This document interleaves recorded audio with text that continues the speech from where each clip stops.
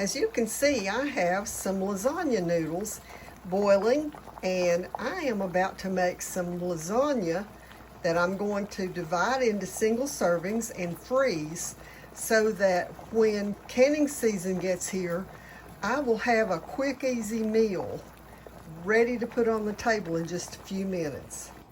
Okay, so as you can see, I have my large mixing bowl here, and I've got 3 eggs here that I've just stirred up a little bit. I just wanted the whites and the yolks mixed up a little bit. Pour that into my bowl there. Then I'm going to put in some of this Parmesan cheese, about half a container there. And then I've got a whole container. This is a 15-ounce container of ricotta cheese that I'm going to put in it. And then I've got a large container here.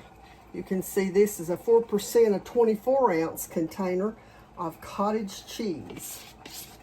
I'm actually probably going to add another container of that ricotta to it because I want it to be closer to a 50-50 mix.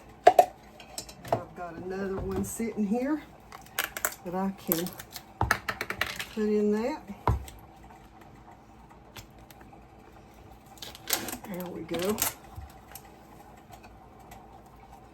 Okay, so all I'm going to do now is just mix this all up. I want it all combined real well to make my layers. You'll see in a minute, it looks like a lot, I know, but when I get it all, into this large casserole and start layering, it'll all be used, I promise. Okay, so you can see I've got that incorporated real good there, and we'll take you to the next step. So the first thing that I'm going to do, I've got some of my home canned pasta sauce here. I'm just going to spoon a little bit of it into the bottom of this pan.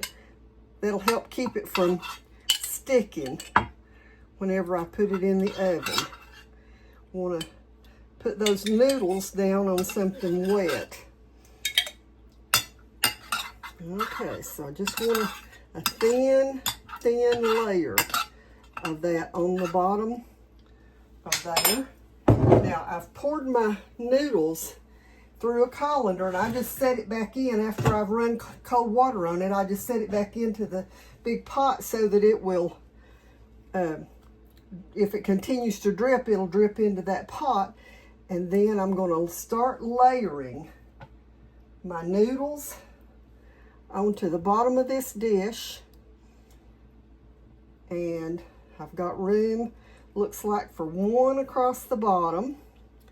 And then once I've done that, I'm going to spoon some more of that pasta sauce on top of it, all over the top.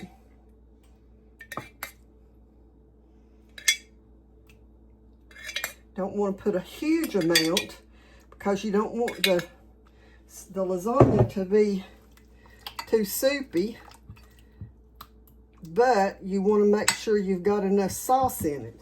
So once I've done that, then I'm going to bring my big container of this mixed up cheese over here and just start spooning that onto the bottom. And I want a pretty decent size layer of that on the bottom. But there again, you don't want it to be way too much. So I'm going to keep spreading that out.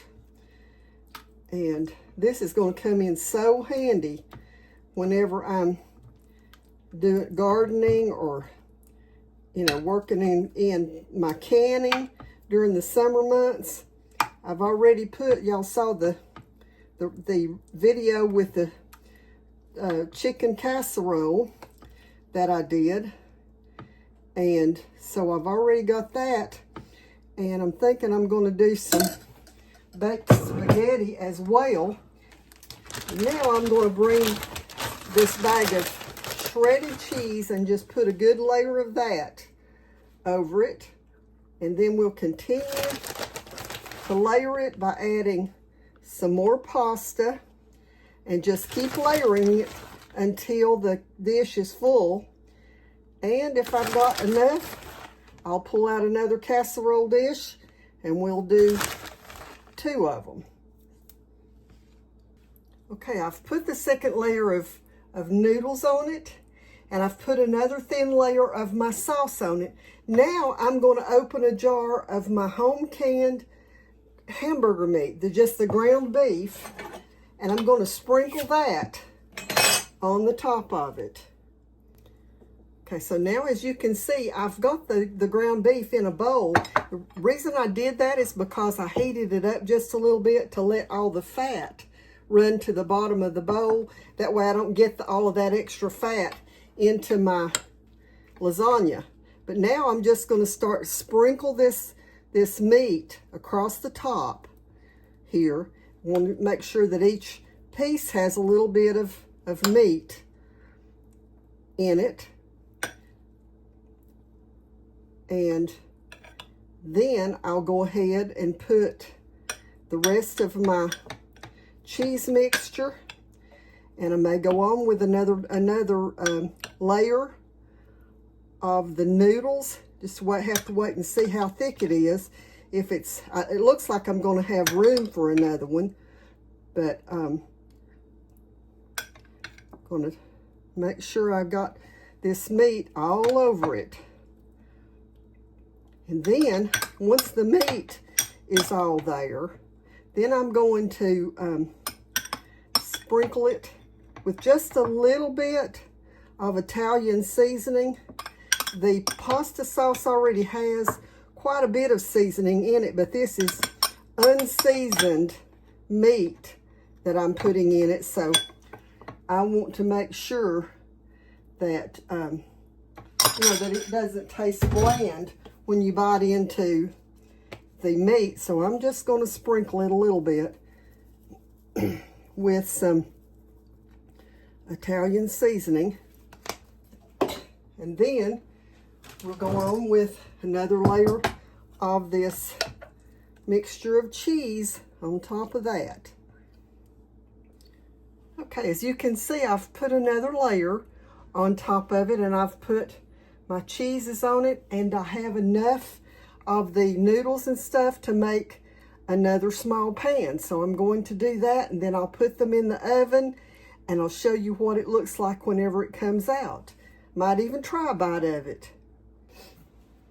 As you can see, I am starting the second pan, but I wanted to share something with you that I should have mentioned in the earlier part of the video, and that is that my pasta sauce does not have meat in it. If I'm going to make something like this with ground beef, I don't add meat to my pasta sauce, because when you process ground beef with water or with something wet, it tends to change the texture and give it kind of a sandy, grainy taste, and I don't care for that. So I always can my hamburger meat separate, and you can see how easy it was to add hamburger meat to my casserole. So you can see I have my second one done. It's not quite as deep as the other one was, but that's okay. This one just have bigger slices, and that we'll still have another, probably 6 or 8 meals out of this one. But I wanted to share one more thing with you. As you can see by looking at this, around the edges and everywhere, that's my oven is hot now, around the edges, you won't see any of the noodles sticking up out of it. If you see any noodles, be sure and push them down into the sauce, because the heating process in the oven will harden them again. You don't want somebody biting into a crunchy piece of lasagna noodle. So anyways, that is going to go into the oven, and then it has to go into the refrigerator for probably a couple of hours before I can start cutting it to vacuum, or well, it'll have to freeze some. I'll have to put it into vacuum seal bags and freeze them, but I'll bring you back and show you that process. You can see I've got it out of the oven. There's one dish. There is the other one. And now I've got to let this cool, probably put it in the refrigerator, maybe even put it in the refrigerator overnight. And then I will cut it and separate it into individual servings and show you that process. Okay, I'm ready to put my lasagna in the individual serving bags, and I'll show you now what I'm doing with that. Let me turn this down so that you'll be able to see more what I'm doing instead of just seeing above what I'm doing. Okay, so I've got some bags that I've already sealed on one end, and all I'm doing now is just put these in the bags. You can see I've already got some of it out of the container here. It's already done, and of course I've left it in the refrigerator overnight, so you can see it's pretty much solid. And all I'm doing is just putting it into the Ziploc or the freezer bags, and then I'll take a paper towel and just wipe along the top of it so that it does not get into my bag. And then once I've got all of this in the bags, I'm just going to put them in the freezer and let them get solid before I use the vacuum sealer, because I don't want to suck that juice out of that into my vacuum sealer. So I'm about to finish vacuum sealing my lasagna, and I think I showed you before how I would cut it into squares, and I've put it, you can see here like this, I've put individual servings into my vacuum seal bags, and I put them in the freezer before I vacuum sealed them so that they would be solid. You'll see this has a strip on the side of it there where I can put what's in it and the date that I put it in the freezer, so that it will be, you know, so I'll know it's, you know, it's not going to be in there forever, but it's not going to last that long anyway.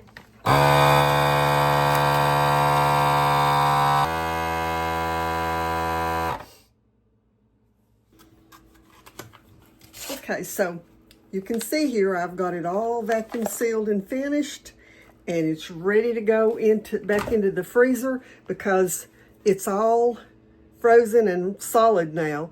So I'll put that one in the freezer along with the rest of the ones that I did, and we'll have quick meals this summer. Until the next video, God bless you all. And if you haven't subscribed to my channel, or if you haven't hit the like button, I sure would appreciate it.